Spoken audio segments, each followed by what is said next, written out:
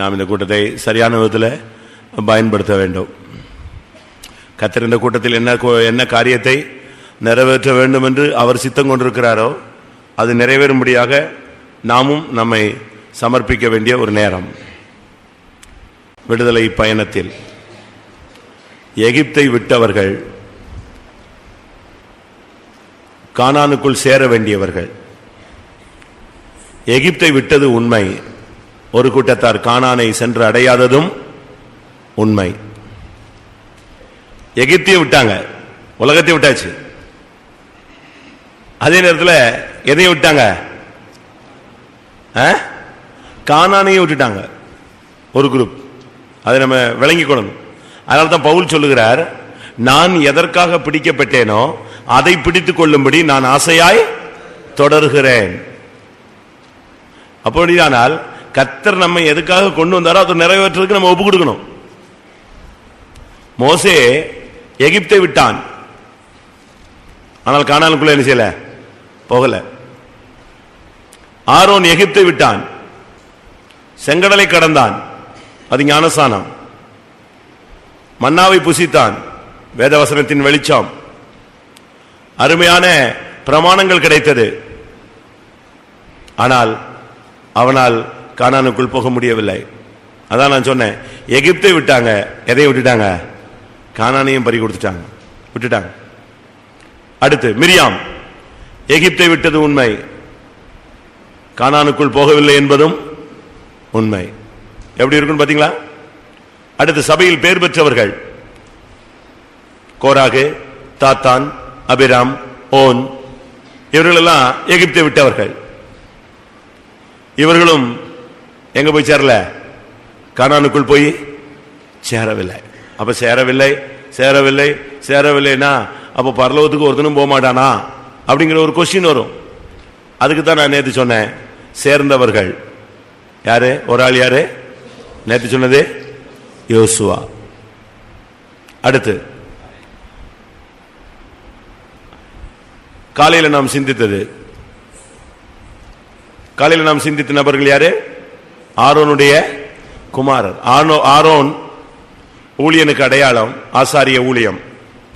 ஆசாரிய ஊழியம் இல்லாவிட்டால் அப்போஸ்தல ஊழியம் என்பது ஆரோனோடு முடிந்து விடுகிறதல்ல, அது கானானுக்குள்ள போய் தொடரக்கூடிய ஒரு ஊழியம். அதனால இயேசு போன பின்பு அப்போஸ்தலர்களுக்கு அடுத்து அப்போஸ்தலர் பவுல் வருகிறார், அது கண்டினியூஷன் உண்டு. அதுபோல ஆசாரிய ஊழியத்தின் துவக்கமாகிய பிரதான ஆசாரியனாகிய ஆரோன் மரித்ததினால் ஊழியம் நின்று விடவில்லை. அவருடைய பிள்ளைகள் என்ன செய்தார்கள்? அந்த ஊழியத்தை தொடர்ந்தார்கள். அவர்கள் ஆசாரிய ஊழியம் செய்தார்கள்.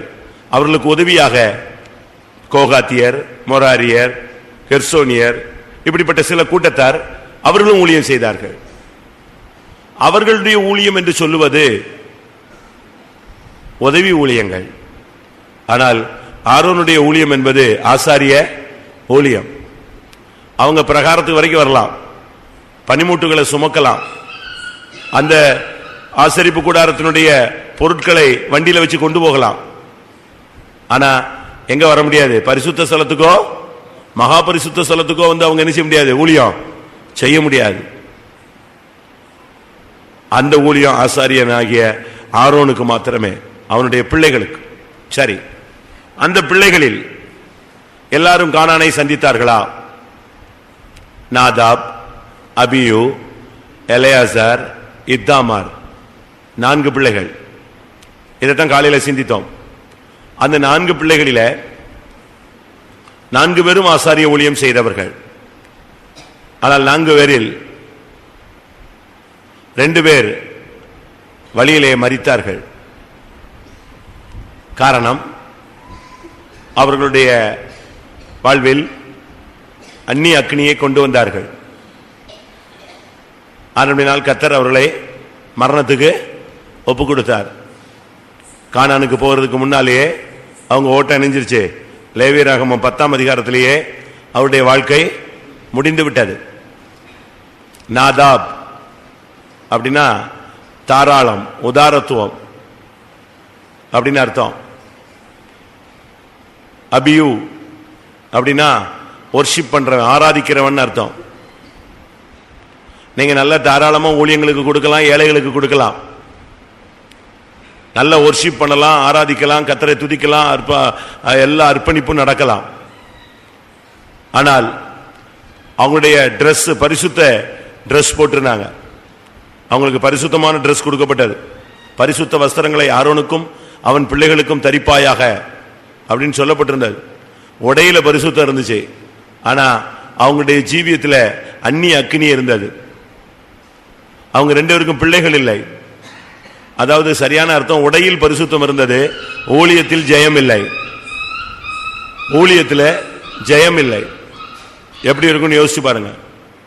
உடையில் பரிசுத்தம் இருந்தது, ஊழியத்தில் பரிசுத்தம், அதாவது ஜெயம் இல்லை, ஜெயஜீவியம் இல்லாதபடினால் அவர்களோடு அந்த ஊழியம் முடிந்தது. அவர்கள் மரித்தார்கள், ஒண்ணுமில்லாமல் போய்விட்டார்கள். கர்த்தருடைய சமூகத்தில் அந்நிய அக்னியை கொண்டு வந்தபடினால் ரெண்டு பேருடைய வாழ்க்கையும் ஒரே நிமிடத்தில் முடிந்தது. கானானுக்குள் போவதற்கு முன்பாகவே ஓட்டம் முடிந்து விட்டது. அவர்கள் கானானுக்குள் பிரவேசிக்கவில்லை. அடுத்து எலெயாசார், இத்தாமார், மூணாவது பையனும் நாலாவது பையனும். இத்தாமார் நல்ல ஒரு ஊழியத்துக்காக ஒப்பு கொடுத்தான், ஊழியம் செய்தான். ஆனால் அவனுடைய ஊழியம் சோபிக்கவில்லை, பிரகாசிக்கவில்லை. இத்தாமாரை பத்தி நீங்க பைபிள்ல ரொம்ப பார்க்க முடியாது. நாதாப் அபியூவை பத்தியும் ஒரு லிமிட் தான். முதல்ல கர்த்தரை தரிசித்தாங்க, பரிசுத்த உடைகள் தரிச்சாங்க, ரொம்ப கொடுத்தாங்க, ரொம்ப வொர்ஷிப் பண்ணாங்க. டக்குன்னு பாத்தீங்கன்னா அந்நிய அக்னியை கொண்டு வந்து அடிபட்டு செத்து போயிட்டாங்க. புத்திரர் இல்லாமல் செத்தவர்கள் நாதாப் அபியூ. ஆனா இத்தாமார் ஊழியத்தில் இருந்தா, பிரதிஷ்டை செஞ்சிருந்தான், பரிசுத்த வஸ்திரம் இருந்துச்சு. ஆனா எழுப்புதலான ஊழியம் கிடையாது, பிரதிபலனை பெற்றுக்கொள்ளக்கூடிய ஊழியம் கிடையாது. ஒரு அசதியான ஒரு பெயரளவினால ஒரு ஊழியம் செய்து ஓட்டத்தை முடித்தான். ஆனால் இதுக்கு மத்தியில் மூணாவது நபராகிய எலெயாசார், அவன் சரியான ஒரு ஊழியம் செஞ்சான். அவனுடைய ஊழியத்தை குறித்து நான் காலையில் ரொம்ப உங்களுக்கு சொன்னேன். அவனுடைய ஊழியம் ஒரு வெற்றி சிறந்த ஊழியம். அவனுடைய ஊழியத்தை பிதா தேவன் கனம் பண்ணினார். அவன்தான் கானானுக்குள் பிரவேசித்த ஒரே ஒரு ஊழியன். கானானுக்குள்ள வந்து சேர்ந்தான். கானான் தேசத்தை பங்கிட்டு கொடுத்தான். பிரச்சனைகள் அவனிடத்தில் வந்ததை பரிகரித்தான். அருமையாக கர்த்தருடைய வேலையை செய்தான். லேவியருக்கு பரிசுத்த ஸ்தலத்தை காக்கிற தலைவர்களுக்கு தலைவனாக இருந்தான். இப்படின்னா அது நீங்க இனிமே நான் ரிப்பீட் பண்ண அது நல்லா இருக்காது. நான் காலையில் எல்லாமே பேசிட்டேன். இன்றைக்கு கானானுக்குள் பிரவேசித்த ரெண்டு பேரில் ஒரு ஆகிய காலேப்.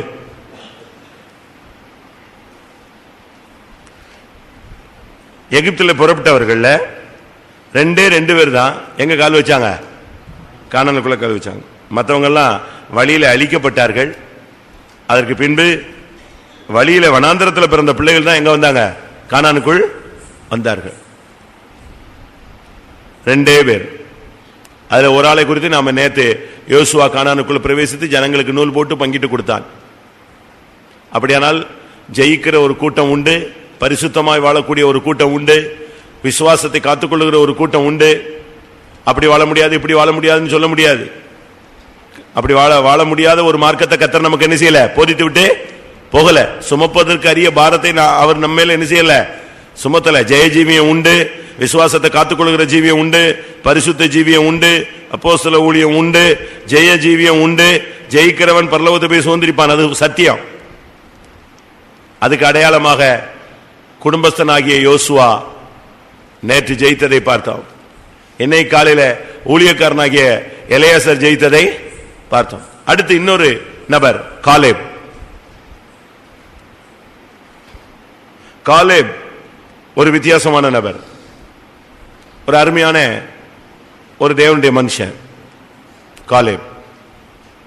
காலேப் அப்படின்னா என்ன அர்த்தம்? காலேப்னா திராணி உள்ளவன் அர்த்தம். பலமான, சக்தி உள்ள, திராணி உள்ளவன் அர்த்தம். திராணினா என்ன? எபிலிட்டி. நமக்கு ஒரு திராணி வேணும். இந்த மார்க்கத்தில் பைபிள் எடுத்தா போதாது, இந்த சத்தியத்தில் நிக்கிறதுக்கு நமக்கு ஒரு திராணி வேணும். எபேசியருக்கு எழுதின நிருபம் 6ஆம் அதிகாரத்திலே பார்க்கும் பொழுது 13ஆம் வசனம். ஆகையால் தீங்கு நாளில் அவைகளை நீங்கள் எதிர்க்கவும் சகலத்தையும் செய்து முடித்தவர்களாய் நிற்கவும் திராணியுள்ளவர்களாகும்படிக்கு. சகலத்தையும் செய்து முடித்தவர்களாய் நிற்க உனக்கு ஒரு திராணி வேணும். எபேசியர் 6:11.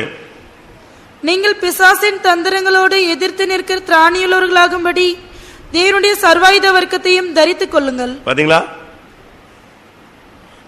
பிசாசை எதிர்த்து நிற்க திராணி வேணும்.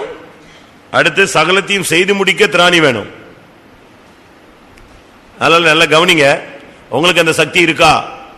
தேவன் நமக்கு கொடுத்திருக்கிறாரா? அதை பெற்றிருக்கிறோமா? நீ கானானுக்குள்ள போகணும்னா ஃபர்ஸ்ட் குவாலிஃபிகேஷன் உனக்கு 2 விதத்துல திராணி வேணும். ஒன்னு, சகலத்தையும் செய்து முடிக்க உனக்கு திராணி வேணும். 2வது, பிசாசின் தந்திரங்களை எதிர்த்து நிற்க உங்களுக்கு என்ன வேணும்? திராணி வேணும். இந்த 2 சக்தி இல்லாம நீ இந்த பாதையில முன்னேறி போக முடியாது. காலேப் ஜெயித்தா, கானானுக்குள்ள போனான்னு சொன்னா அவன் திராணி உள்ளவன். அவன் ரொம்ப போல்டான ஆளு. எங்க விட்டாலும் அடிப்பான், எந்த ஸ்பாட்ல விட்டாலும் அவன் வின் பண்ணுவான். அவனே ஒரு ஸ்போர்ட்டிவ் டைப், ஒரு போர்க்குணம் உள்ளவன். யாரும் முடியலன்னா எனக்கு கூட நான் போய் வின் பண்றமா அப்படி அளவன். எல்லாரும் ஒதுங்கினா இவன் போய் நிப்பாங்க. அவனும் எல்லாரும் மாதிரியும் சரி எல்லாரும் போயிட்டாங்க நம்மளும் ஆளோட ஒத்து அமைதியா போவோம் அப்படிலாம் இல்ல. யார? நான் போறேன், நான் வின் பண்றேம்மா, வின் பண்ணி நான் எடுத்துக்குவேம்மா. அப்படி ஒரு வித்தியாசமான ஒரு குணம் உள்ள ஒரு ஆள் தான் காலேப். அதனால நமக்கு இந்த நாட்கள்ல ஒரு திராணி, ஒரு சக்தி வேணும். விசுவாசத்தை பத்தி பேசுறோம். விசுவாசத்தின் சக்தி இல்லாம என்ன பிரயோஜனம்? சபைக்குள்ள இருந்து சபைக்குன்னு ஒரு ஜீவன் இருக்கு, அதை பெற்றுக்கொள்ளணும். 2 திராணி. பிசாசின் தந்திரங்களை எதிர்த்து நிற்க திராணி உள்ளவனாய் மாறு. எந்த பிசாசு செய்வனாய், ஏவல், பில்லி, சுனியன், தகடு, தாயத்து, மருந்து, மைய, கேரளா மந்திரம், எந்த மந்திரனாலும் வரட்டும், இயேசுவின் நாமத்தில் எல்லாத்தையும் தூக்கி அடிச்சு சாப்பிட்டு என்ன செய்யணும்? மோசே கோலை போட்டான், அது சர்ப்பமாய் மாறினது. மந்திரவாதிகள் கோல்களை போட்டார்கள், அதுவும் சர்ப்பமாய் மாறினது. அடுத்த செகண்ட் மோசையின் கோல் என்ன செஞ்சிருச்சு? சொல்லுங்க. பயந்து போய் ஓடி வந்துருச்சா? என்னடா இத நீ என்னைய பாம்பாக்கி விட்டா, அவ்வளவு வரும் பாம்பாக்கி விட்டான், அப்படி ஓடி வந்துச்சு. டக்கு டக்கு டக்கு டக்கு டக்கு அப்படி விழுங்கிருச்சு. அவ்வளவு ஒரே விழுங்குதான், டக்குன்னு விழுங்கிடும். மரணத்தை ஜெயமா என்ன செய்யணும்? விழுங்கணும். அவ்வளவுதான். மந்திரவாதி எல்லாம் அப்படியே போய் அப்செட் ஆயிட்டான். ஏன்னா எங்களை எல்லாம் எங்க போயிடுச்சு? சொல்லுங்க. அந்த பாம்பு வாயில போயிடுச்சு.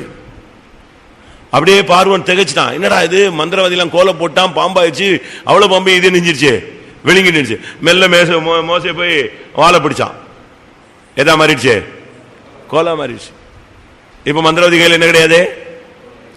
உனக்கு எதிர நிக்கிறவன ஒரே தட்டுல நிராயுத பாணியா மாத்தணும், விழுந்துடணும் வல்லமை. நீ உடன்படிக்கை பெட்டியானால் தாகோன் விழும். உனக்கு அந்த சக்தி வேணும். அதனால தான் அந்த பெட்டிக்கு பேர் என்னது? வல்லமை விளங்கும் பெட்டி. உம்முடைய வல்லமை விளங்கும் பெட்டியோடு உம்முடைய தாபர ஸ்தலத்தில் எழுந்தருளும். நீ ஆள் சின்னாளா இருக்கலாம், பலவீனமான தோற்றமா இருக்கலாம், படிப்பறிவு கம்மியா இருக்கலாம், வசதி குறைவுகள் இருக்கலாம். ஆனா அபிஷேகமும் அக்னியும் உன்னை விட்டு என்ன செய்யக்கூடாது? குறைய கூடாது. பிசாசின் தந்திரங்களை எழுத்து நீக்க உங்களுக்கு என்ன வேணும்? திராணி வேணும். சென்னையில திருவொற்றியூர்ல ஒரு சகோதரன் கூட்டம் முடிச்சு வீட்டுக்கு போனார். வீட்டுக்கு போகும்போது அங்க ஒரு இந்து கோயில் திருவிழா. இப்ப அந்த சகோதரனுக்கு வேற ரூட்ல நிச்சய முடியாது, போக முடியாது. அந்த வழியா தான் போனோம். பயங்கர நெரிசல். அதுக்குள்ள கூடி பூந்து போயிட்டான். இவருக்கு ஏற்கனவே என்ன கிடையாது? காலும் கையும் கோணை. புரியுதா? கொஞ்சம் அங்கவீனமான ஒரு நபர். அப்படி காலையும் கையும் அப்படி இடிச்சு தான் நடந்து போவான். இவனுக்கு வேற எங்கேயும் இனிமேல் சுத்தி போகணும்னா எவ்வளவு தூரம் சுத்தி போறதுன்னு சொல்லிட்டு சரி இந்த ஜனங்களோடய தோத்திரம் பண்ணிட்டு போயிடலான்ட்டு உள்ள நுழைஞ்சிட்டான். உள்ள நுழைஞ்சா அவன் ஒரு அங்க அந்த கோயில்ல அப்பதான் இது தீபாராதனை காட்டி அவன் என்ன செய்யறான்?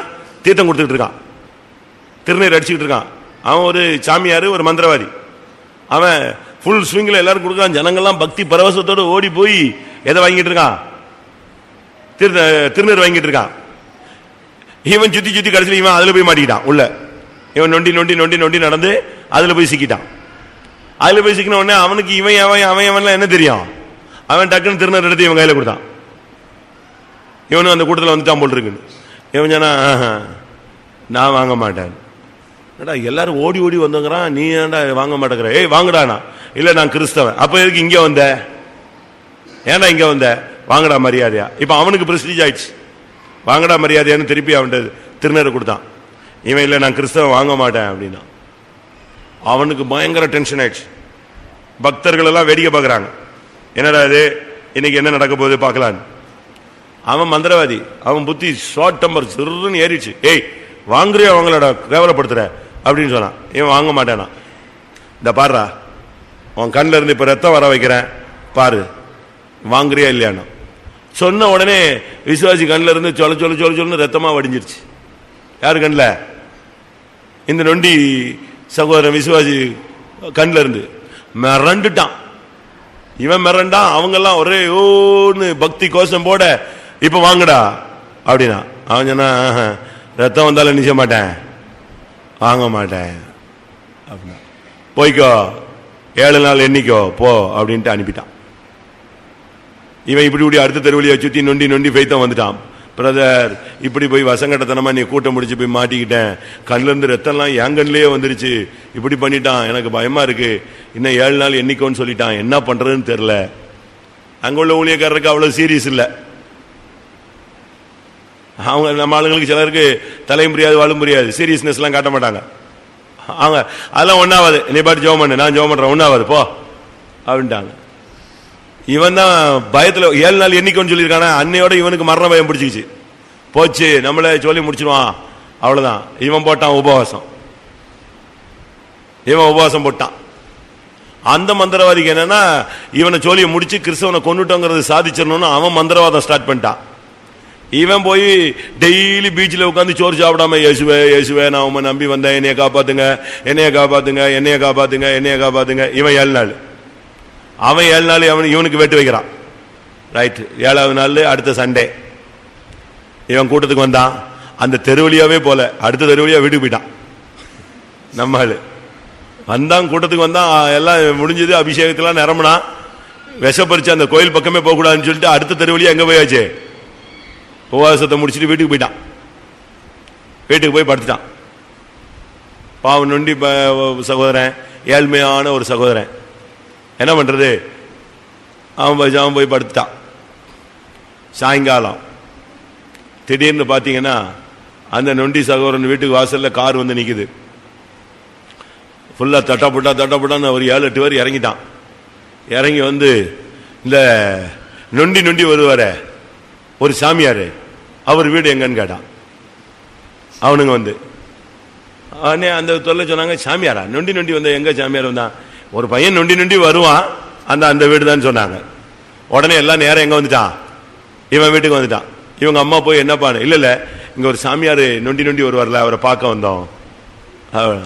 இவனை எழுப்பி விட்டாங்க. இவனுக்கு அவங்களெல்லாம் பார்த்தா மிரண்டுட்டான். ஏன்னா எல்லாம் வித்தியாசமான விபூதி காவி ட்ரெஸ்ல போட்டு வந்திருக்கானுங்க, என்ன பண்றதுன்னு சொல்லிட்டு, என்ன நீங்க தானே அந்த சாமியார்னா, நான் சாமியார் இல்லை நான் விசுவாசின்னா.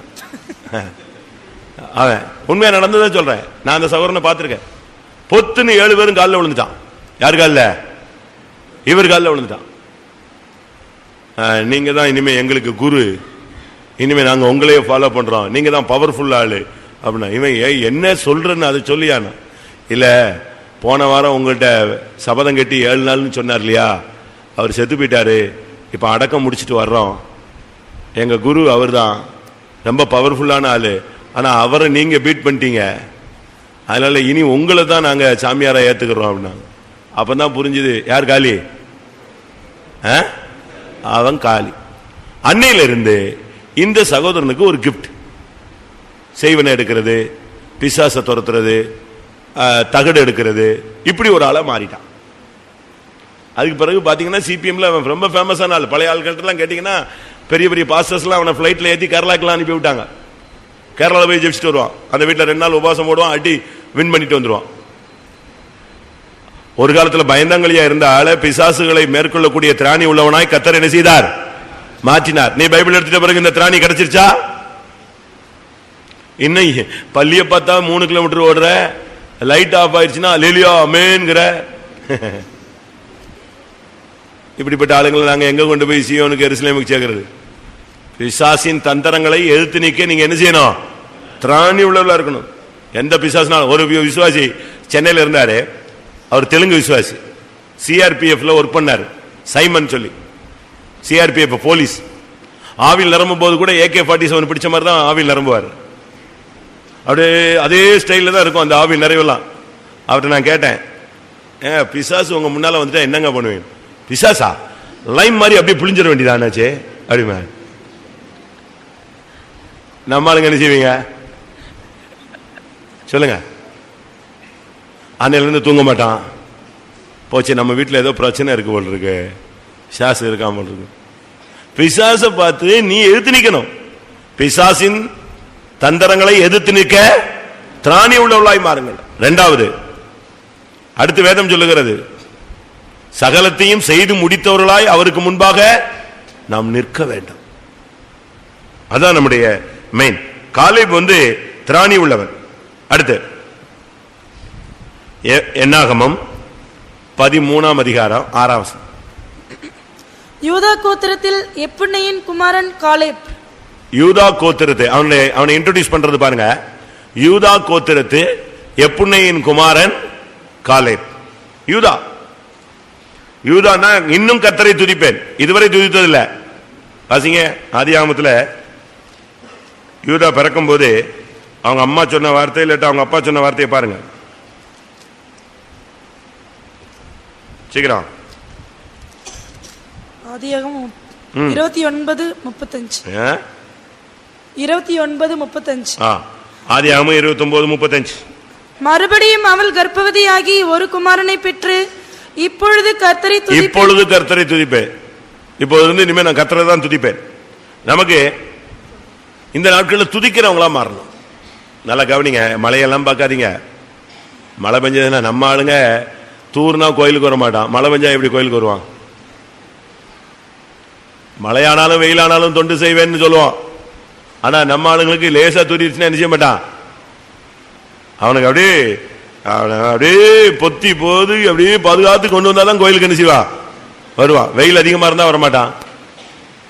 ஏன்னா ரொம்ப இது ஏன் கோயில்ல தங்கல, கொசு கடிக்குது.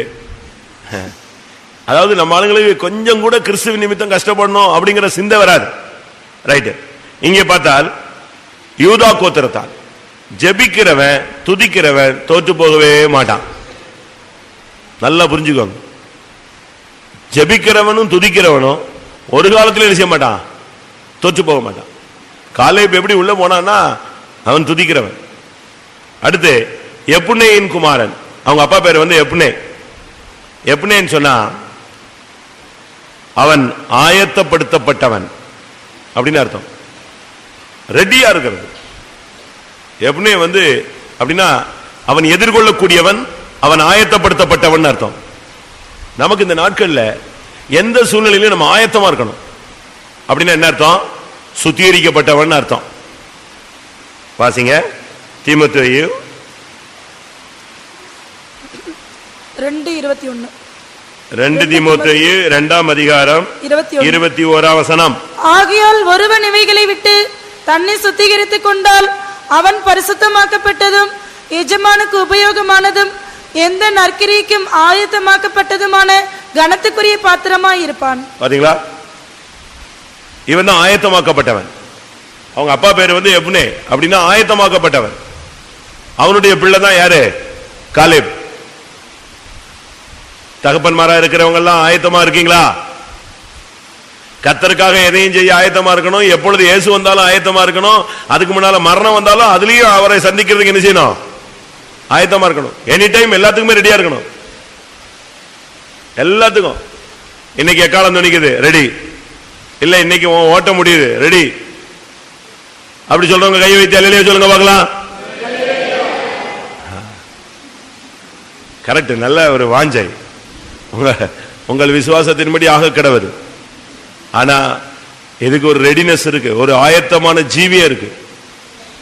ஒருவன் இவைகளை விட்டு தங்களை சுத்திகரித்துக் கொண்டால் பரிசுத்தமாக்கப்பட்டதும் எஜமானுக்கு பிரயோஜனமானதும் எந்த நற்கிரியையும் செய்ய ஆயத்தமாக்கப்பட்ட பாத்திரமாய் இருப்பான். சரி, இவனுடைய லைஃப்ல உள்ள முக்கியமான தன்மை என்ன? கர்த்தர் இவன் மேல பிரியப்பட்டு இவனை பாதுகாத்ததுக்கு காரணம் என்ன? 12 பேரு வேவு பார்க்க போனாங்க. 12 பேர்ல 10 பேர் என்ன செஞ்சிட்டாங்க? துர்ச்செய்தி சொல்லிட்டாங்க. 2 பேர் தான் அப்படிலாம் இல்ல, நாம் எளிதாக சுதந்திரத்துக் கொள்ளலாம் சொன்னாங்க. 10 பேர் பயங்கர துர்ச்செய்தி. இவங்க சொன்னதை கேட்டு ஜனங்கள்லாம் ஓன்னு அழ ஆரம்பிச்சிட்டான். என்னாகமம் 13:33 கடைசியில பாத்தீங்கன்னா, இஸ்ரவேல் புத்திரருக்குள்ளே தாங்கள் சுற்றி பார்த்து வந்த தேசத்தை குறித்து அவர்கள் துர்ச்செய்தி பரம்ப செய்தார்கள். 10 பேர் 12 பேர்ல 10 பேர் ராங் இன்ஃபர்மேஷன் கொடுக்கும் போது காலேப் சொன்னா அப்படி கிடையாது. என்னாகமம் 13:30. அப்பொழுது காலேப் மோசேக்கு முன்பாக ஜனங்களை அமர்த்தி, நாம் உடனே போய் அதை சுதந்திரித்துக் கொள்வோம், நாம் அதை எளிதாய் ஜெயித்துக் கொள்ளலாம் என்றான். பாத்தீங்களா? அவனோட போய் வந்த மனிதரோ நாம் போய் அந்த ஜனங்களோட எதுக்கு நம்மால் கூடாது, அவர்கள் நம்மை பார்க்கிலும் பலவான்கள். இதுதான் ஒன்ன நீ புரிஞ்சுக்கணும். உலகத்தில் இருக்கிறவனிலும் உனக்குள் இருக்கிறவர் பெரியவர். அதை நீ விசுவாசிக்கணும். அன்னைக்கு காலேப் துணிஞ்சு சொன்னா, இல்ல நம்ம அந்த தேசத்தை பெற்றுக்கொள்ளலாம், எளிதில் சுதந்திரத்துக் கொள்ளலாம், கர்த்தர் நம்மோடு இருக்கிறார், அவர்களை காத்த நிழல் அவர்களை விட்டு போய்விட்டது. நீங்க இந்த மார்க்கத்தில் வந்த பிறகு விசுவாசத்தை பத்தி பேசுறீங்களா, அவிசுவாசத்தை பத்தி பிரசங்கம் பண்றீங்களா? பேசுறீங்களா? உங்க வீட்டில் உள்ள சூழ்நிலைகள், வியாதி சூழ்நிலைகள், மரண சூழ்நிலைகள், வறுமை சூழ்நிலைகள், கடன், பிசாசு, வீட்டில் பிரச்சனை, இப்படிலாம் உச்சகட்ட பிரச்சனைகள் வரும்போது நீங்க விசுவாசத்தை பேசுறீங்களா, துர்ச்செய்தி சொல்றீங்களா, நற்செய்தி சொல்றீங்களா? துர்ச்செய்தி சொன்னா இந்த மார்க்கத்தில் நீ பரமகாணனை அடையதுக்கு முன்னால ஓட்டத்தை முடிச்சிடுவ. நற்செய்தி சொன்னால் இந்த ஓட்டத்தின் முடிவில் நீ பரமகாரனை சந்திப்பாய், பரலோகத்தில் உனக்கு வாசல் திறக்கப்படும். நீங்க இதுவரைக்கும் ஒருவேளை அவிசுவாசமான வார்த்தைகளை பேசியிருந்தா மன்னிப்பு கேளுங்க. ஆண்டவர்ட்ட மன்னிப்பு கேட்டு உங்களுடைய ஜீவியத்தை, ஊழியத்தை சரிப்படுத்தி உங்களுடைய அறிக்கை விசுவாச அறிக்கையாய் மாறும்படியாக இடம் கொடுங்க. அது முடியாது, நடக்காது, வேண்டாம், கிடைக்காது, இப்படியே நீங்க என்ன செய்யக்கூடாது, நெகட்டிவாவே பேசக்கூடாது. மரணமும் ஜீவனும் நாவின் அதிகாரத்தில் இருக்கிறார். நீ வெறும் விசுவாசிச்சா தேவனுடைய மகிமையை காண்பாய். அவிசுவாசம் ஓவர்டேக் பண்ணிருச்சுன்னா அவிசுவாசம் தான் நிறைவேறும். அதனால முடியுதோ முடியல, விசுவாசத்தோடு தேவனை என்ன செய், அறிக்கையிடு, ஆண்டுடைய நாமத்தை நீ உயர்த்து. அதுக்கு பிறகு கர்த்தர் பார்த்துக் கொள்வார். இங்கே நான் பார்க்கும் பொழுது அவங்க சொல்றாங்க எல்லாரும் துர்ச்செய்தி, இவன் சொல்றான் நோ சான்ஸ், நிச்சயமா கர்த்தர் நம்மோடு இருக்கிறார், நம்ம ஜெயிச்சிருவோம், நமக்கு நிச்சயமா ஜெயம் கிடைக்கும். அப்படி பேசுவீங்களா? அப்படி பேசுவீங்களா? உங்க வீட்டில் 7 பேருங்க, 7 பேர்ல 6 பேரு அவிசுவாசமா பேசுறாங்க. நீங்க என்ன செய்வீங்க? ஒவ்வொருவோட ஒத்து போயிடுவோம். தோத்திரம் நம்ம இப்ப சொன்னா அடிச்சு போடுவாங்க, ஏதாவது ஏசுவான், கடைசியில் ஏதாவது ஆயிடுச்சுன்னா நம்ம பேர்ல பலிய போட்டுருவான். அப்படிலாம் இல்ல.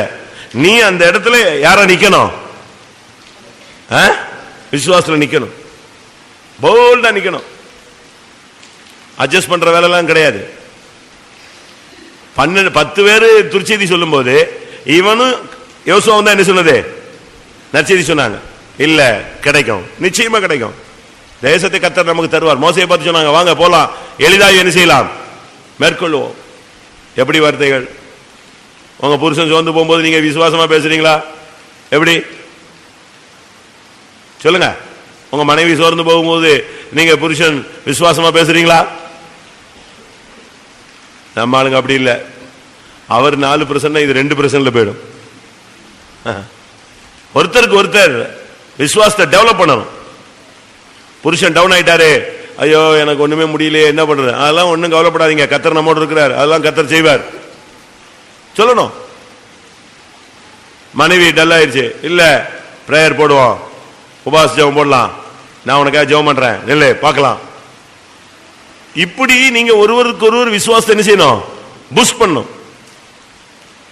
நான் ஒரு இடத்துல இருந்தேன், ஒரு சகோதரன் வியாதியாகி என்கிட்ட படுத்திருந்தாரு 2 நாளா. அவனுக்கு வயிற்றுல பயங்கரமான ஒரு எரிச்சல்னா தீப்பிடிச்சு எரிஞ்ச மாதிரி இருக்கும்.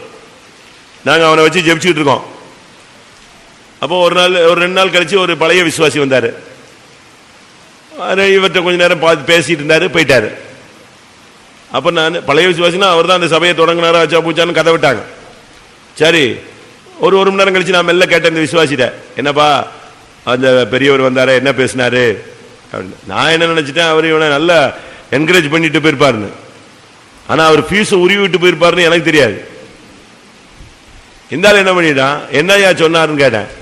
இல்ல, உனக்கு சுகம் இல்லைங்கிறது உண்மைதான், பாஸ்டர் பிரதர்ட்ட வந்து ஜெபிச்சதும் உண்மைதான், உன்னை யாரா இங்க தங்க சொன்னா அப்படின்னாரா. என்னன்னு கேட்டிருக்கான். பிள்ளைக்குட்டிக்காரன் போடா, நீ நேரம் ஆஸ்பத்திரி போடா, இங்கே வந்து படுத்துக்கிட்டு இப்ப வெளியே போக முடியாம துக்கப்பட்டு இருக்கியா, போ வீட்டுக்கு போயிட்டு வரேன்னு சொல்லிட்டு இப்படியே போயிட்டு அப்படி எங்க போயிடு. எப்படி இதெல்லாம் துர்ச்செய்தி, அவிசுவாசத்தை ஊட்டி விடுற ஆளுங்க. நல்லா கவனிச்சுக்கோங்க, இந்த விசுவாச பாதையில எப்பெல்லாம் துர்ச்செய்தி சொல்றியோ நீ கானானை இழந்து கொண்டிருக்கிறாய். காலேப் அவன் போல்டா சொல்லுவான். அடுத்து என்னாகமம் 14:38. சாரி, வாசிங்க. தேசத்தை சுற்றி பார்க்க போன அந்த மனிதரில் நூனின் குமாரனாகி யோசுவாவும் எப்புன்னையின் குமாரனாகி காலேப்பு மாத்திரம் உயிரோடு இருந்தார்கள். அப்படின்னா என்ன அர்த்தம்? கானானுக்குள் போகிற வரைக்கும் உனக்குள்ள ஜீவன் இருக்கணும், மரணம் வரக்கூடாது. வருகையில போகிற வரைக்கும் இல்லாட்ட உன்னுடைய ஓட்டம் முடிகிற வரைக்கும் மரணம் வரக்கூடாது, உயிரோடு இருக்கணும். அப்படின்னு என்ன அர்த்தம்? தோல்வி இல்லாத ஒரு வாழ்க்கை நீ வாழணும், உனக்குள்ள அப்படி ஒரு லைஃப் இருக்கணும். தேசத்தை சுற்றி பார்த்து வந்த மனிதர்களில் யார்தான் உயிரோடு இருந்தது? யோசுவாவும் காலேபும் தான். உனக்குள்ள இருக்கிற அந்த கிறிஸ்து எனக்கு ஜீவன் சொல்றிய, அந்த ஜீவனை நீ இழந்துடக்கூடாது, உனக்குள்ள உயிர் இருக்கணும்.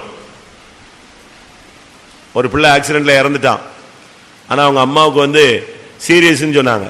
அப்படித்தானே சொல்லுவோம் நம்ம. அந்த அம்மா போற வழியெல்லாம் ஜெபிச்சு எப்படியாவது என் பிள்ளைக்கு உயிர் கொடுத்துரும் ஆண்டவரேன்னு போனாங்க. அங்க ஹாஸ்பிட்டல்ல பாடி வச்சிருக்கு, பாடி செத்துப்பிட்டான். ஆனா இவங்க ஓடி போறாங்க, அந்த ஃபேன்ல அந்த சட்டை என்ன செய்யுது, அப்படியே ஆடிட்டு இருந்துச்சு. அப்பா என் பிள்ளை உயிரோட இருக்கான்னு போனாங்க. ஆனா போய் பார்த்த பிறகு தெரிஞ்சது என்னது, பிள்ளை மறிச்சு எவ்வளவோ மணி நேரம் ஆயிடுச்சு. அதுபோல விசுவாசிகள் எத்தனையோ பேர் ஆவிக்குரிய ஜீவிதத்தில் மறிச்சு போயிட்டான்.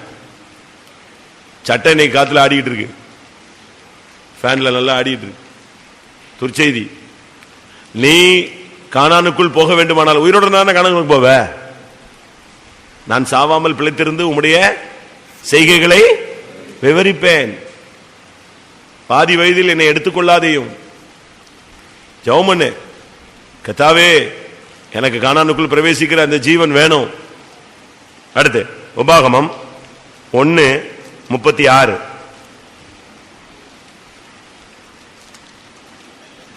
எப்புன்னையின் குமாரனாகி காலேப்பு மாத்திரம் அதை காண்பான், அவன் கர்த்தரை உத்தமமாய் பின்பற்றினபடியினால். அவன் எப்புன்னையின் குமாரனாகிய காலேப் அதை காண்பான்.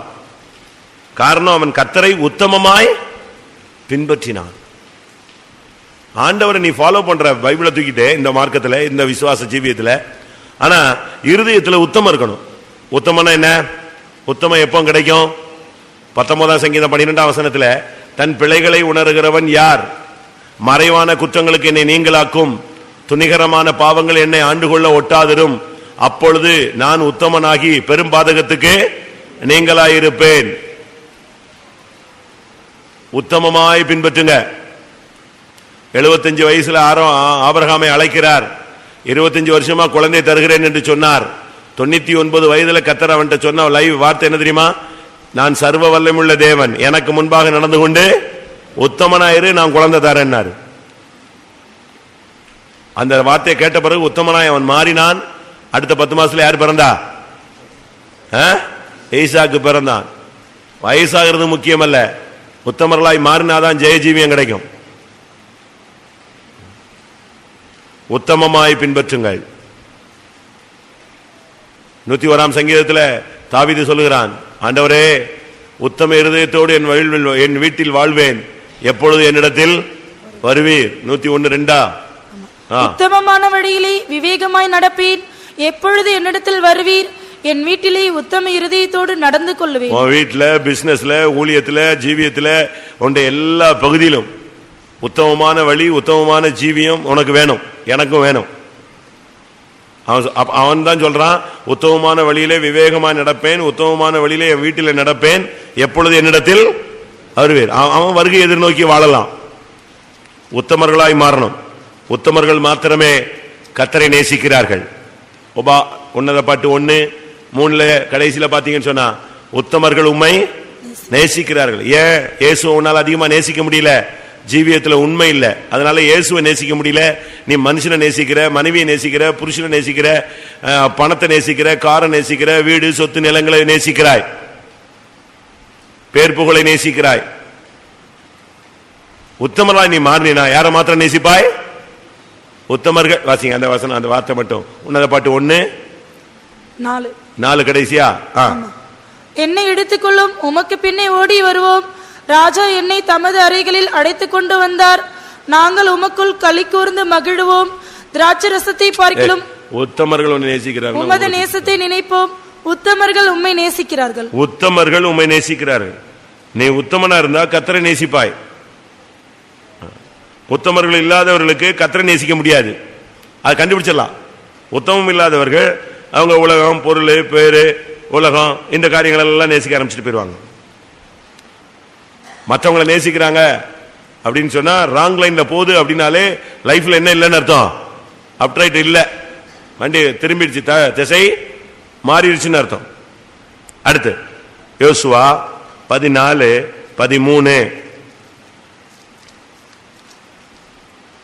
யோசுவா 14:13. யோசுவா எப்புனையின் குமாரனாகி காலேபை ஆசீர்வதித்து எபிரோனை அவனுக்கு சுதந்திரமாக கொடுத்தான். எபிரோனை அவனுக்கு சுதந்திரமாய் கொடுத்தான். பாருங்க, எபிரோனை பெற்றுக்கொண்டவன். எபிரோன் சொல்லுகிறது ஐக்கியம், இணையும் இடம். எபிரோன் சொன்னா என்னது? ஐக்கியம். சரியான ஐக்கியத்தில் நீ இருக்கணும், தேவனோடு இணைகிற ஒரு வாழ்க்கை உனக்கு இருக்கணும். சபை என்பது தேவனையும் மனிதனையும் இணைக்கக்கூடிய ஒரு இடம். எபிரோன்கிறது ஐக்கியத்தை காண்பிக்கிறது. எங்களுடைய ஐக்கியம் பிதாவோடும் அவருடைய குமாரனாகிய கிறிஸ்துவோடும் இருக்கிறது, நீங்களும் எங்களோடு ஐக்கியமாகுங்கள். ஃபெல்லோஷிப். சபையில ஒரு சரியான உனக்கு ஒரு ஐக்கியம் இருக்க வேண்டியது அவசியம். அவனுக்கு கிடைச்ச பங்கு என்னது? அவனுக்கு கிடைச்ச பங்கு என்ன? எபிரோன். ஐக்கியம் கிடைத்தது. இந்த ஐக்கியம் உலக குடும்பத்தினுடைய ஐக்கியத்தை காட்டிலும் அதிகமான ஒரு ஐக்கியம் உள்ள ஒரு பாதை. யோசுவா 15:14. கிரியாத் சிப்பரி சங்காரம் 15:14. அங்கே இருந்த சேசாய், அகிமான், தல்மாய் என்னும் ஏனாக்கின் 3 குமாரரையும் காலேப் துரத்தி விடக்கூடியவன்.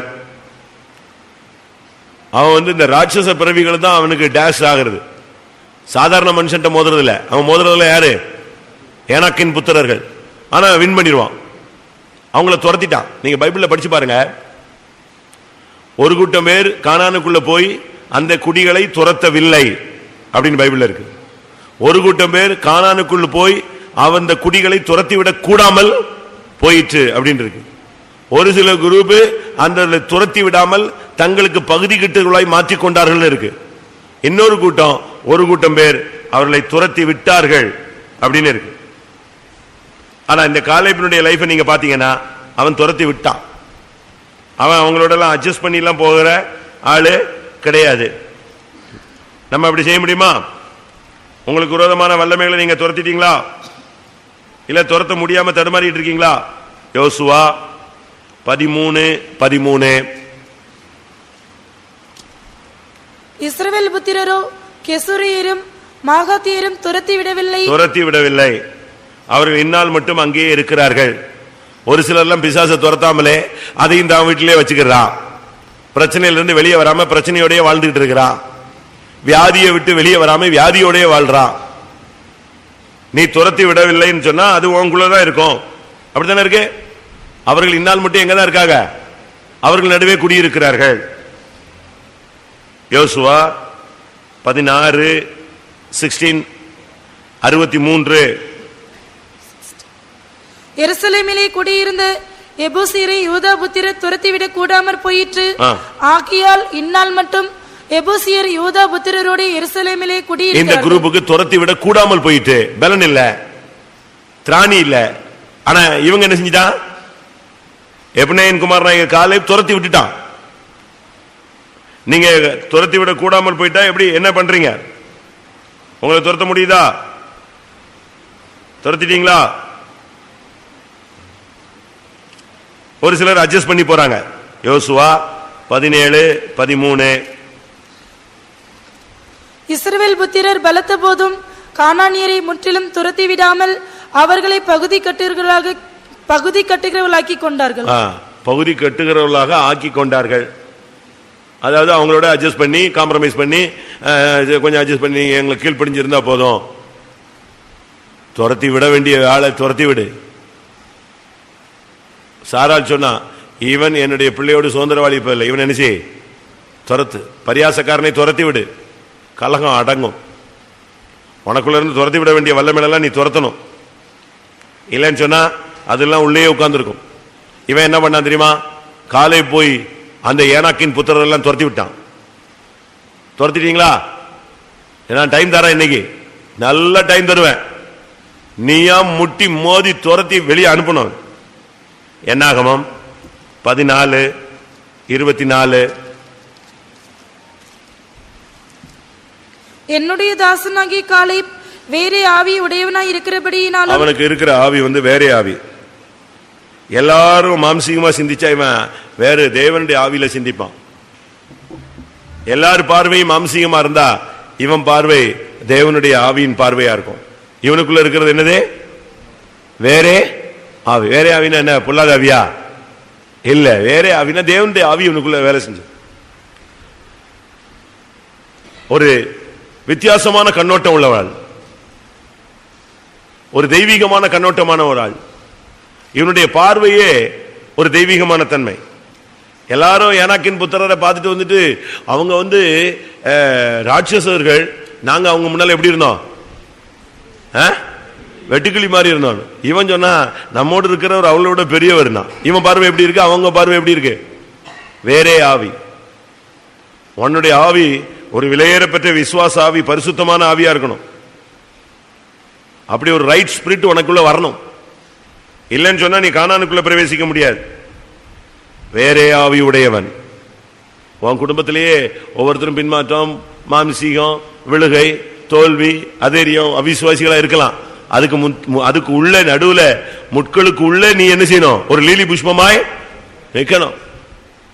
சேற்றில் மலர்ந்த செந்தாமரையா இருக்கணும். நீ அதுக்குள்ளேயும் நீ கர்த்தருக்காக கனி கொடுக்கணும். எந்த நெருக்கத்திலும் நீ கர்த்தருக்காக நிக்கணும். எல்லாரும் சொன்னாலும் இவன் மேல இருந்த ஆவி வேறே ஆவி. அடுத்து நியாயாதிபதிகள் 15ஆம் அதிகாரமா? இல்ல, நியாயாதிபதிகள் 1ஆம் அதிகாரம் 15ஆம் வசனம். அப்பொழுது அவள், எனக்கு ஒரு ஆசீர்வாதம் தர வேண்டும், வறட்சியான நிலத்தை எனக்கு தந்தீர். இல்ல, அதுக்கு முன்னால.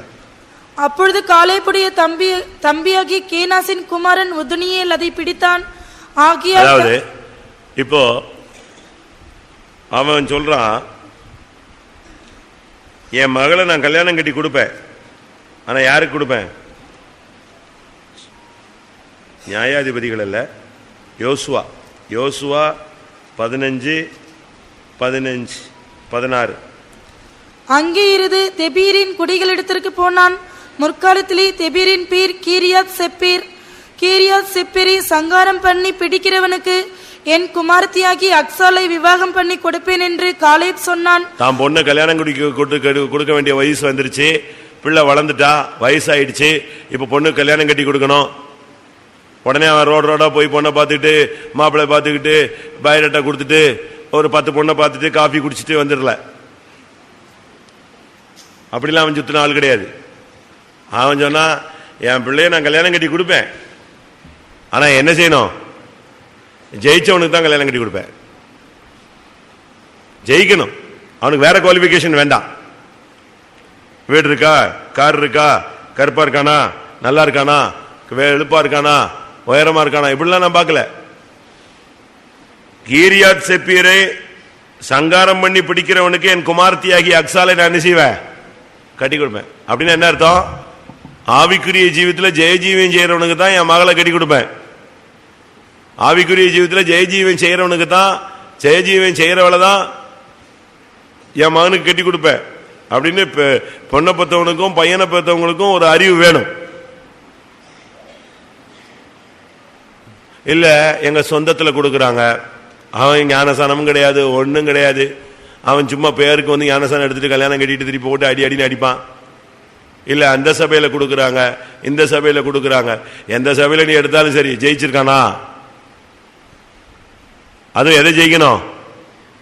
கீரியாத் செபேர். அப்படின்னா அதுக்கு பழைய பேர் என்ன? தெபீர். முற்காலத்திலே தெபீரின் பேர் கீரியாத் செப்பீர். தெபீர்னு என்ன அர்த்தம் தெரியுமா? பரிசுத்த ஸ்தலம்னு அர்த்தம். பரிசுத்த ஸ்தலம். ஒரு பரிசுத்தவானா இருக்கிற ஒரு பையனுக்கு உன் பொண்ணை கட்டி கொடு.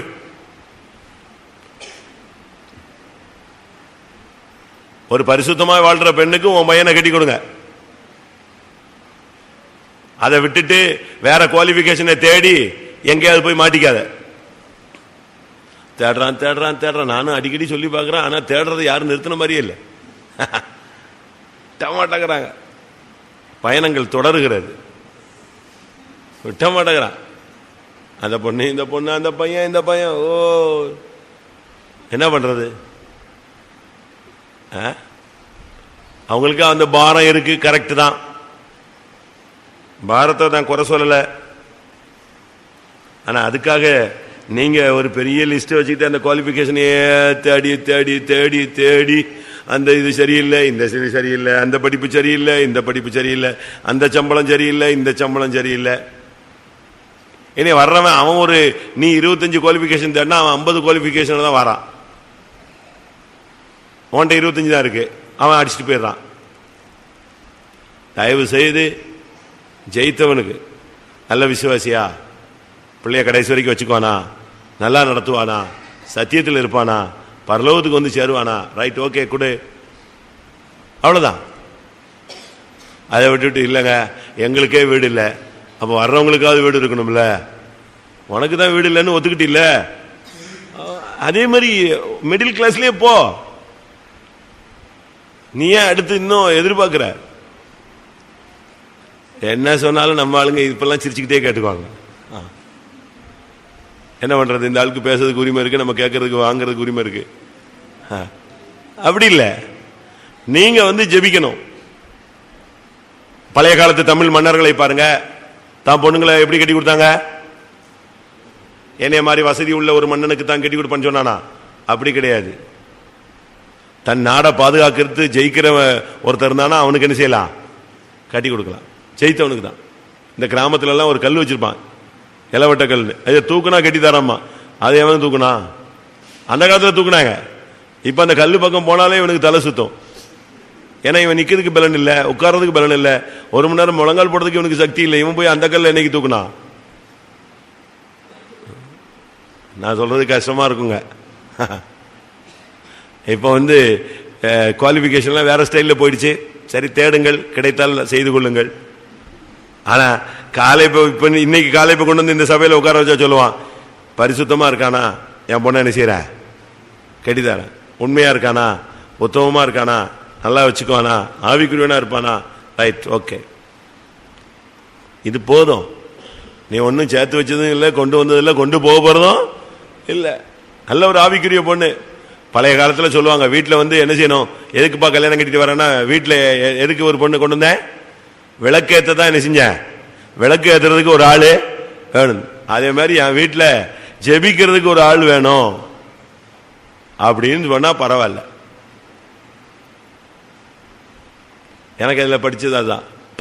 ஜோயல் அவர்கள் பிரசங்கம் பண்ணும்போது ஒரு கல்யாணத்தில் அட்டி வெளுத்தார். அவன் சொன்னான், ஜெயிச்சவனுக்கு தான் என் பிள்ளை என்ன செய்வேன், கட்டி கொடுப்பான். ஞானசானம் எடுத்து பரிசுத்தாவி பெற்று பாவம் இல்லாமல் வாழ்றேன்னு சொல்றான்னா அவனை பிடிச்சி கட்டி வை. அவன் எப்படியாவது உருண்டு பிறண்டாவது குடும்பத்தை என்ன செய்வான், காப்பாத்தி கரை சேர்ப்பான்.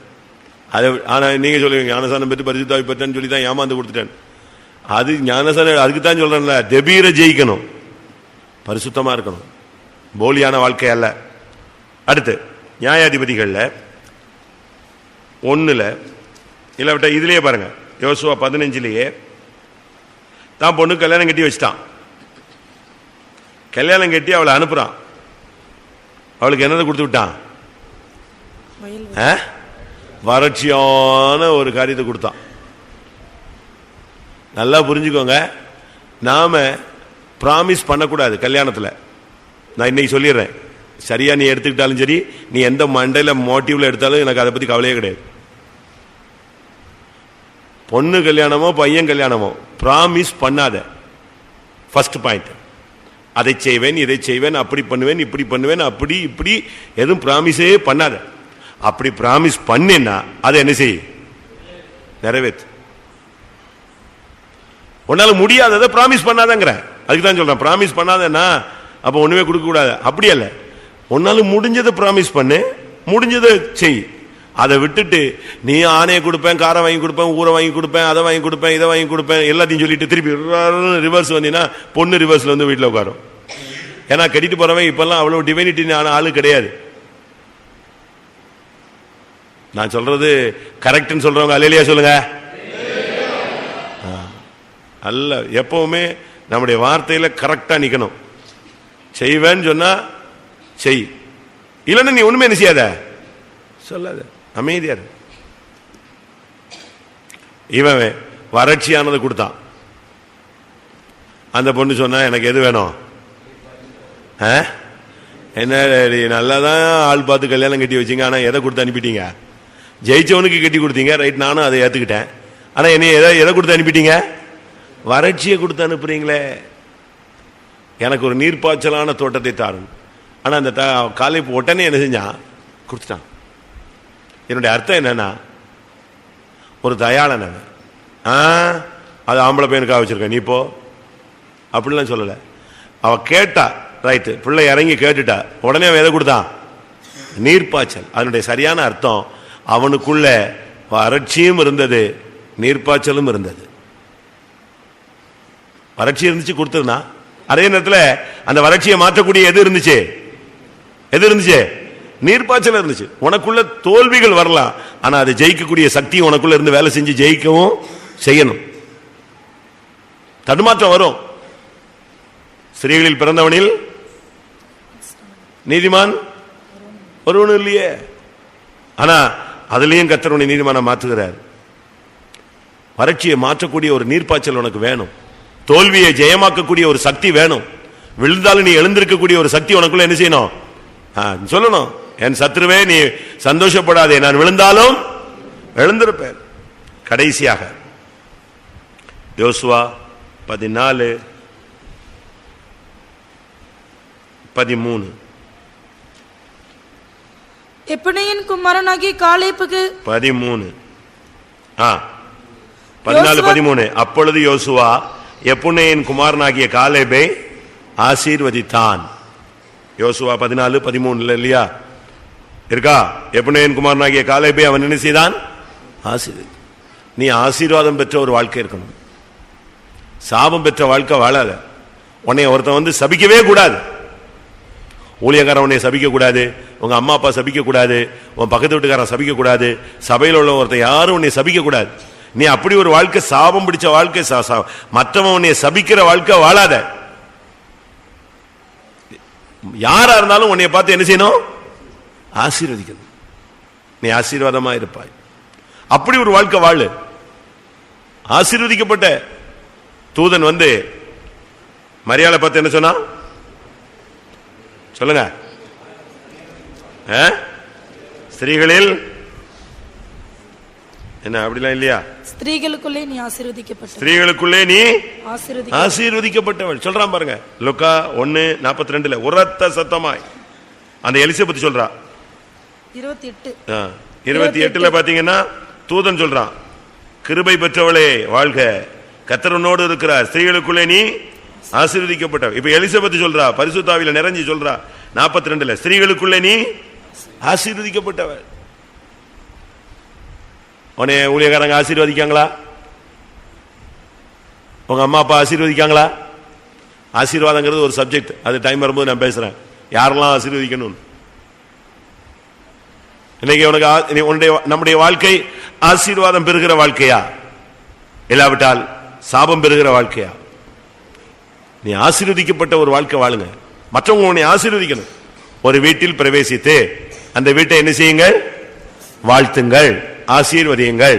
அந்த வீட்டில் ஆசீர்வாதத்துக்கு பாத்திரன் இருந்தால் நீங்கள் சொன்ன ஆசீர்வாதம் அங்கே தங்கும், இல்லாவிட்டால் அது உங்களோடு திரும்பி வரும். அப்படின்னா என்ன அர்த்தம்? ஒரு விசுவாசி வீட்டில் ஊழியக்காரன் வந்து ஜெபித்து விசிட்டிங் பண்ணி ஆசீர்வதிக்கிறான்னு சொன்னா அந்த வீட்டில் என்னதான் அவன் ஆசீர்வதிச்சாலும் அந்த வீட்டில் உள்ளவன் ஆசீர்வதிக்கப்பட்டவனா இல்லாட்டா அது போய் என்ன செய்யாது? தங்காது. வாசிங்க, எத்தனை வசனம்? மத்தேயு 10:12. மத்தேயு 10:12. ஒரு வீட்டுக்குள் பிரவேசிக்கும் போது அதை வாழ்த்துங்கள். அந்த வீடு பாத்திரமாயிருந்தால் நீங்கள் கூறின சமாதானம் அவர்கள் மேல் வரக்கடவது. அபாத்திரமாயிருந்தால் நீங்கள் கூறின சமாதானம் உங்களிடத்திற்கு திரும்ப கடவது. இதை இன்னொரு சுவிசேஷத்தில் எடுக்க முடியுமா?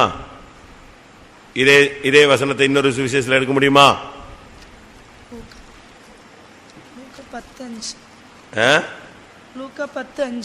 லூக்கா 10:5. ஒரு வீட்டில் பிரவேசிக்கிற போது இந்த வீட்டுக்கு சமாதானம் உண்டாவதாக முதலாவது சொல்லுங்கள். சமாதான பாத்திரன் அங்கே இருந்தால் நீங்கள் கூறின சமாதானம் அவனிடத்தில் தங்கும், இல்லாதிருந்தால் அது உங்களிடத்திற்கு திரும்பி வரும். முடிஞ்சு போச்சு. அதனால் நாம் இந்த நாட்களில் ஆசீர்வாதத்தின் பாத்திரவான்களாய் இருக்க வேண்டும். காலேப் ஆசீர்வதிக்கப்பட்டவன், அவனை யோசுவா ஆசீர்வதிக்கிறான். ஒன்று, திராணி உள்ளவன், பிசாசின் தந்திரங்களை எதிர்த்து நிற்க திராணி, சகலத்தையும் செய்து முடிக்க திராணி. அடுத்து ஆயத்தமாக்கப்பட்ட ஒரு பாத்திரம். அடுத்து நற்செய்தி சொல்லுகிறவன். அடுத்து துதிக்கிறவன். அடுத்து உயிரோடு இருந்தவன். உத்தமமாய் கர்த்தரை பின்பற்றினவன். ஐக்கியத்தினை பெற்றுக்கொண்டவன். ராட்சச பிறவிகளை துரத்தினவன். வேறே ஆவி உள்ளவன். நீர்ப்பாய்ச்சலான தோட்டம் உள்ளவன். ஜெயித்தவனுக்கு தன் பிள்ளையை கொடுத்தவன். ஆசீர்வாதம் பெற்றவன். இப்படி ஒரு வாழ்க்கை நமக்கு இருக்கா? இருந்தால் துதியுங்கள், இல்லாவிட்டால் ஆண்டவரே இப்படிப்பட்ட வாழ்க்கை இல்லையே என்று மனஸ்தாபப்பட்டு கொஞ்ச நேரம் அறிக்கையிட்டு தேவனோடு நெருங்கி வருவோம். எல்லாரும் கண்களை மூடலாம். இந்த மனிதன் கானானுக்குள் பிரவேசித்தான். கானானுக்குள் பிரவேசித்த பின்பும் கூட அவன் விடல. அங்க போய் மலை தேசத்தை கேட்டு வாங்கி கொண்டான். அங்கிருந்த ராட்சச பிறவிகளை துரத்தினான். இது ஒரு மகிமையான அனுபவம். இவன் தான் கானானுக்குள் பிரவேசித்தது இரண்டாவது நபர். மொத்தமே 2 பேர் தான். பிரியமானவர்களே, ஜெயிக்கக்கூடிய ஒரு வாழ்க்கை இருக்கிறது, பரிசுத்தமான ஒரு வாழ்க்கை இருக்கிறது, பரலோக ராஜ்யத்தில் பிரவேசிக்கிற ஒரு வாழ்க்கை இருக்கிறது, பரலோக ராஜ்யத்தில் மேன்மையான இடங்களை சுதந்திரித்துக் கொள்ளக்கூடிய ஒரு வாழ்க்கை இருக்கிறது. எத்தனை பேருக்கு அந்த வாழ்க்கை வேணும்? ஹல்லேலூயா. அப்படிப்பட்ட வாழ்க்கை இல்லாதவர்கள் அறிக்கையிடுங்கள். கர்த்தருடைய சமூகத்தில், ஆண்டவரே என்னுடைய ஜீவியத்திலே ஆண்டவரே நான் துர்ச்செய்தி பரப்பி விட்டேன், எனக்குள்ள ஆவிக்குரிய மரணங்கள் வந்து விட்டது, ஜெபம் நின்று போய்விட்டது, என்னால் ஸ்தோத்திரிக்க முடியவில்லை, என்னால் துதிக்க முடியவில்லை. இந்த ஜனத்தை எனக்காக ஏற்படுத்தினேன், இவர்கள் என் துதியை சொல்லி வருவார் நீ சொன்னீர். ஆரம்ப காலங்களைப் போல என்னால் ஜெபிக்க முடியவில்லை. எத்தனை பேர் ஒத்துக்கொள்றீங்க? ஆண்டவரே, காலேபுக்குள்ள இருந்ததான அந்த துதியின் ஆவி, அந்த வேறே ஆவி, அந்த ஜெயத்தின் சக்தி எனக்குள் வேண்டும்.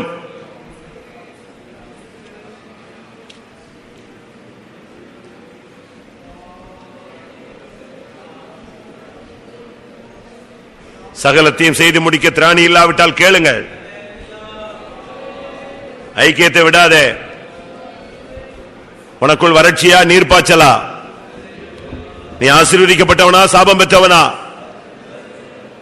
இன்னைக்கு நேரம் உங்களுக்கு அதிகமாக கொடுக்கப்படும். சில நிமிடங்களில் நீங்கள் அறிக்கை, அதற்கு பின்பு ஒரு நல்ல அபிஷேகம். இந்த வருஷத்தின் கடைசி அபிஷேகத்தை பெற்றுக்கொள்ள வேண்டும்.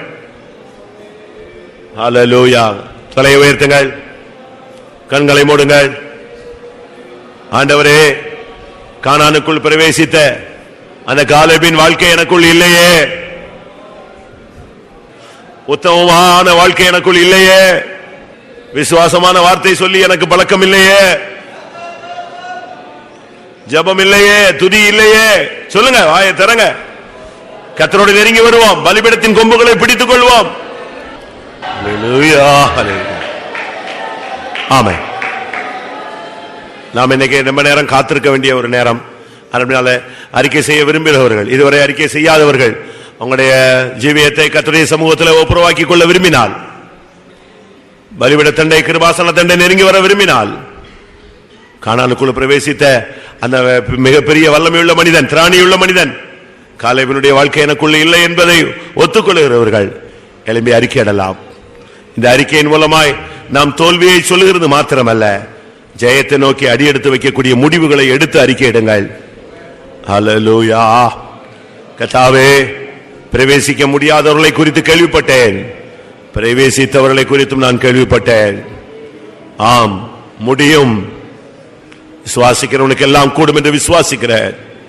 ஆனால் எனக்குள் நான் இந்த சத்தியங்களை அறிந்த போது எனக்குள் இந்த காரியங்கள் இல்லை என்பதை உணர்கிறேன். தயவாய் மன்னியும் ஆண்டவரே.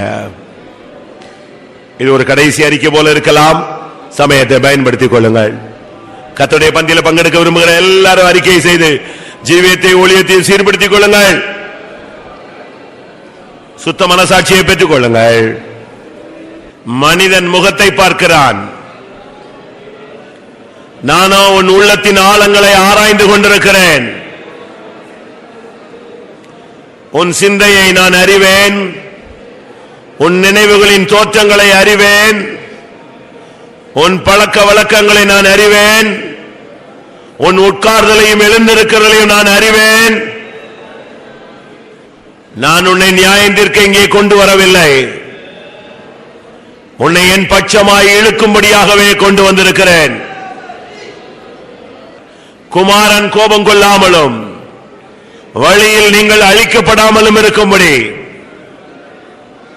அவரை இப்பொழுதே முத்தம் செய்யுங்கள். நீ கேட்டதையெல்லாம் நான் உனக்கு கொடுத்தேன், நீ வேண்டிக் கொண்டதையெல்லாம் நான் உனக்கு அருள் செய்தேன். ஆனால் நான் எதிர்பார்த்த விசுவாசம் உன்னில் இல்லை.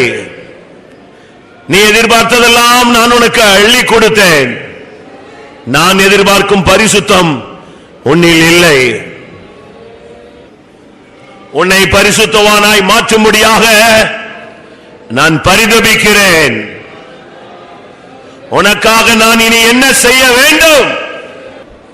உன்னை அழிக்கும்படியாக, உன்னை நியாயம் தீர்க்கும்படியாக, உன்னை இல்லாமல் மாற்றும்படியாக ஒரு வல்லமை உன்னை புடைக்கும்படியாக போராடி கொண்டிருக்கிறது.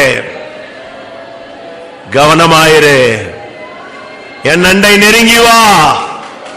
என்னுடைய ஆவியானவர் சில காரியங்களை பிரதிஷ்டை பண்ண முடியாத உன்னோடு போராடி கொண்டிருக்கிறார். நீயோ எந்த மட்டும் வசதியாயிருப்பாய்? உன்னுடைய பிரதிஷ்டை உன்மேல் இருக்கிற சாபத்தை எடுத்து போடும்.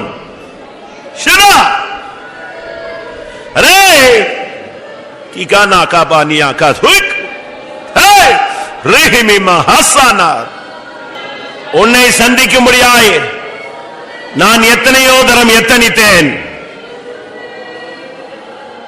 உன்னோடு பேசும்படியாக எத்தனையோ விசை நான் கடந்து வந்தேன்.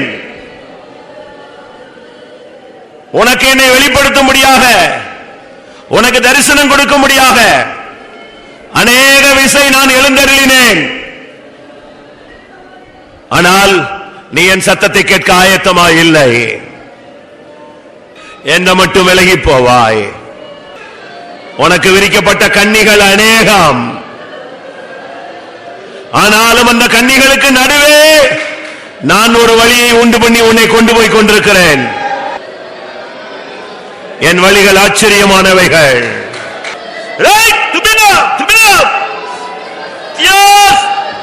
நீ எங்கே இருந்தாய்? நான் எவ்வளவு தூரம் உன்னை உயர்த்தி கொண்டு வந்திருக்கிறேன். இன்றைக்கு என்னுடைய வழிகள் உனக்கு வேதனையாய் தென்படுகிறதோ?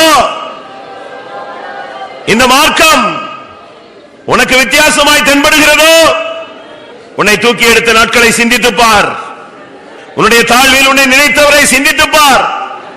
மாமிசத்தை அடக்கி ஆளத்தக்கதான ஒரு அக்கினியின் வல்லமையை நான் உங்களில் அநேகருக்குள் அனுப்ப போகிறேன். உன் சரீரத்தை ஒடுக்கி கீழ்ப்படுத்தக்கூடிய ஒரு சக்தியை உங்களில் அநேகருக்கு நான் தரப்போகிறேன். உன் சத்துரு உன்னை குற்றஞ்சாட்டின அந்த காரியத்தில் நான் உன் தலையை உயர்த்தி நான் உன்னை கனம் பண்ண போகிறேன். நீ சிக்கியிருந்த அகப்பட்டிருந்த சோதோமில் இருந்து நான் உன்னை இன்றைக்கு வெளியே கொண்டு வருகிறேன். ஜீவன் தப்ப ஓடிப்போ, இந்த சமபூமியில் நில்லாதே.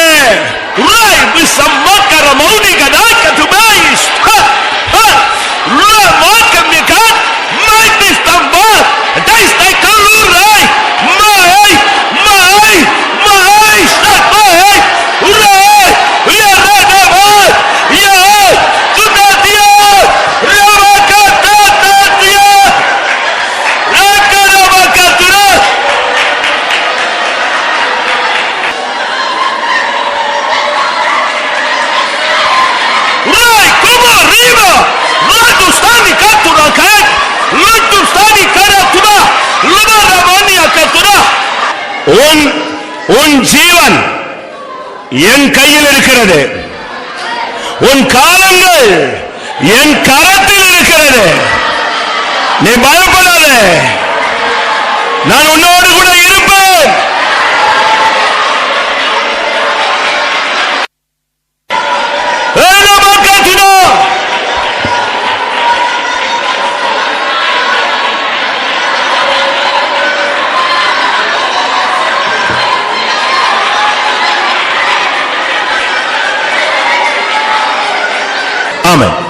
தயவு செய்து ஆவியானவர் இந்த கூட்டத்தில் ஒவ்வொரு ஊழியர்களுக்குள்ளும், ஒவ்வொரு விசுவாசிகளுக்குள்ளும், ஒவ்வொரு புதியவர்களுக்குள்ளும், வாலிபர்களுக்குள்ளும், வயோதிபர்களுக்குள்ளும் என்ன செய்யணும்னு அவர் நினைக்கிறாரோ அதை செய்யறதுக்கு தயவு செய்து இடம் கொடுங்க. யாரும் பரிசுத்தாவியை எதிர்த்து நிக்காதீங்க, பரிசுத்தாவியை அவித்து போட்டாதீங்க, பரிசுத்தாவியை துக்கப்படுத்திடாதீங்க. உன்னை உருட்டணும் அப்படின்னு நினைக்கிறாருன்னா உருட்டுறது நினைக்கிறது இல்ல, உனக்குள்ள இருக்கிற எலும்புகளுக்குள்ள நரம்புகளுக்குள்ள அந்த வல்லமை அனுப்ப ட்ரை பண்றாருன்னா பண்ணட்டும். உன்னை அக்னியா மாற்றட்டும்னா மாற்றட்டும், கரத்தில் எடுக்கணும்னா எடுக்கட்டும். என்னுடைய ஆவி ஆத்மா சரீரத்தில் பரிசுத்த ஆவியானவர் என்ன செய்ய விரும்புகிறாரோ அதை செய்யட்டும். எனக்குள்ள பரிசுத்தத்தை அனுப்பணுமா, எனக்குள்ள பரிசுத்தத்தை அனுப்பணுமா, அனுப்பட்டும். மாம்சத்தை ஜெயிக்கிற ஆவி, கட்டுப்படுத்துற ஆவி அனுப்பணுமா, அனுப்பட்டும். அவர் என்னைக்குள்ள என்ன செய்யணும் விரும்புறாரோ அதை செய்யட்டும் சொல்றவங்க கை வைத்துங்க. ஆமா, அப்படிப்பட்டவங்க கொஞ்ச நேரம் முழங்கால் போடுங்க, உட்காராத. நீ இந்த இடத்தை விட்டு எழும்பி போகும்போது தொடை சென்று சுலுக்கினாலும் பரவாயில்லை, ஆசீர்வதிக்கப்பட்ட யாக்கோபாய் திரும்பி போ. ஆண்டவரே, இந்த சரீரத்தில் உச்சந்திலிருந்து உள்ளங்கால் மட்டும் இந்த சரீரமாகிய ஆலயத்தில் நீர் என்ன செய்ய விரும்புகிறீரோ அதை நீர் செய்யும். ஹல்லேலூயா. எல்லாரும் ஊழியர்கள், விசுவாசிகள் எல்லாரும் ஒப்பு கொடுங்க. ஆவியானவர் எழுந்து அருளட்டும்.